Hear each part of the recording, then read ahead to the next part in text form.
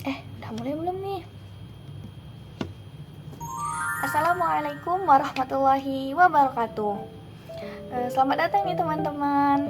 Jadi perkenalkan, nama saya Desi Rahma Fatmawati dari Prodi Pendidikan Agama Islam Universitas Al-Quran Ittifaqiyah Indralaya.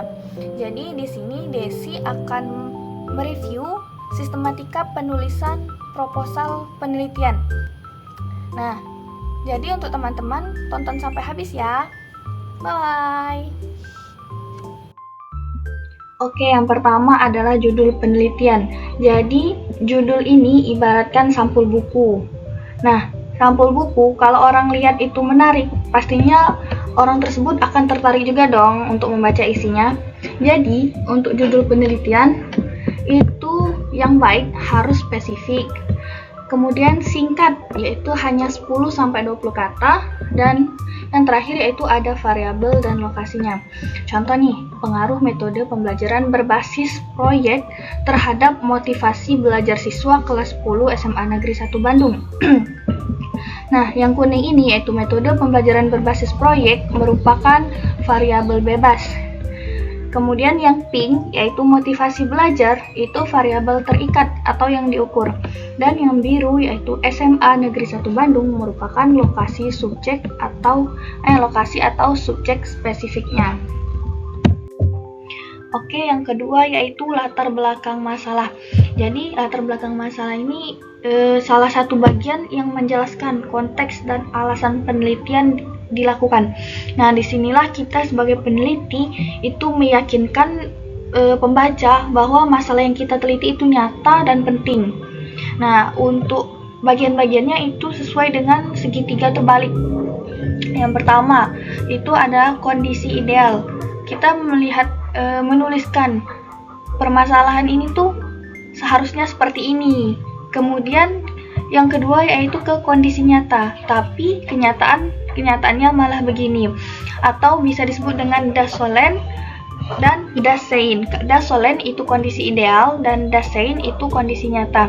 Kemudian kita juga harus menuliskan fakta dan data serta menyebutkan penelitian-penelitian terdahulu yang relevan. Dan yang terakhir yaitu kita akhiri dengan kesimpulan dan solusi bahwa penelitian ini memang perlu dan wajib untuk dilakukan. Yang ketiga yaitu identifikasi masalah. Untuk identifikasi masalah itu artinya kita mendata semua masalah yang muncul dari latar belakang yang sudah kita paparkan tadi. Contohnya ini untuk yang pertama itu rendahnya motivasi belajar siswa, kemudian kurangnya variasi metode guru, ketiga pengaruh gadget ke konsentrasi, dan keempat kurangnya peran orang tua. Jadi di identifikasi masalah ini kita boleh mengumpulkan sebanyak mungkin masalah-masalah atau keluhan yang kita temukan di latar belakang tadi. Untuk pembatasan masalahnya kita akan ke poin selanjutnya. Yang keempat yaitu fokus atau batasan masalah. Nah, di batasan masalah itu kita melakukan pemilahan dan pemilihan serta penyempitan dari identifikasi masalah tadi. Kita sebagai peneliti itu harus menentukan dengan jelas dari sekian banyak masalah yang sudah kita identifikasi tadi, hanya masalah ini dan ini yang bisa kita bahas dengan ruang lingkup seperti ini.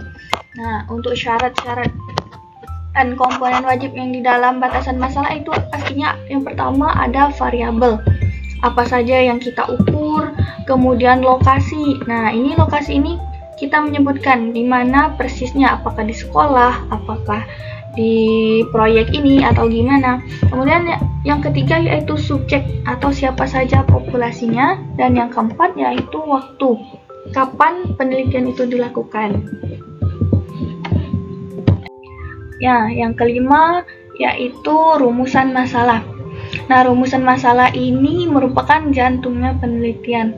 Kenapa? Karena semua bagian lain seperti tujuan, metode, kesimpulan itu mengacu kepada rumusan masalah. Jadi rumusan masalah itu adalah pertanyaan-pertanyaan penelitian yang kita rumuskan secara eksplisit dan spesifik. Contohnya adalah ini. Bagaimana sih penerapan metode PBL di SMA 1 Bandung? Kemudian apakah ada pengaruh signifikan metode PBL terhadap motivasi dan lain-lain. Jadi intinya rumusan masalah itu adalah pertanyaan yang ingin kita jawab melalui penelitian ini.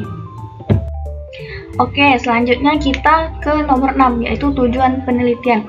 Jadi tujuan penelitian itu adalah pernyataan tentang apa yang ingin kita capai atau kita hasilkan dari penelitian ini.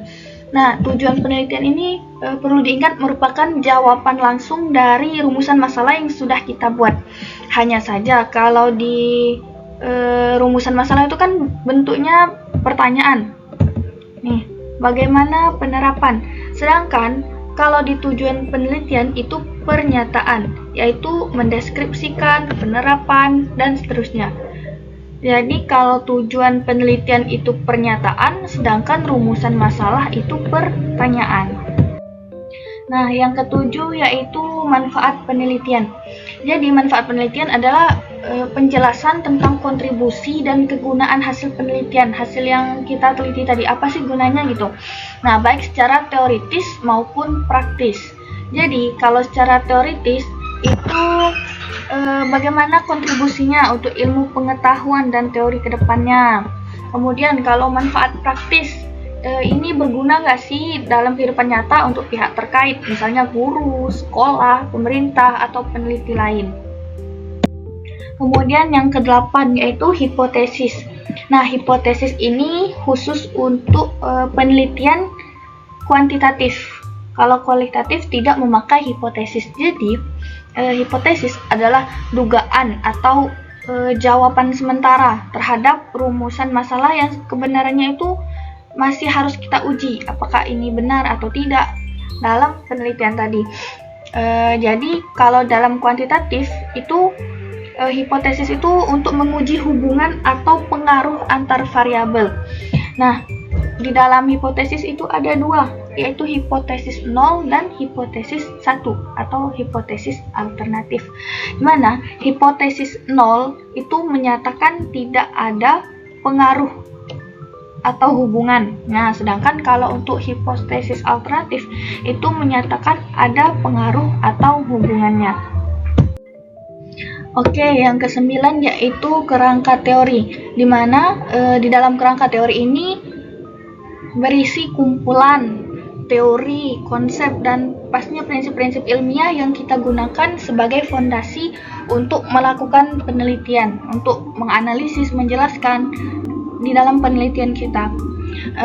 Kenapa sih kerangka teori ini penting? Karena kerangka teori ini membuktikan bahwa riset kita itu mempunyai dasar ilmu yang kuat, bukan sekedar opini pribadi. Jadi misalnya untuk variabel metode PBL itu menggunakan teori Kilpatrick dan Barrows, sedangkan variabel motivasi belajar itu menggunakan teori Maslow dan self-determinasi. Oke, yang ke-10 nih yaitu tinjauan pustaka.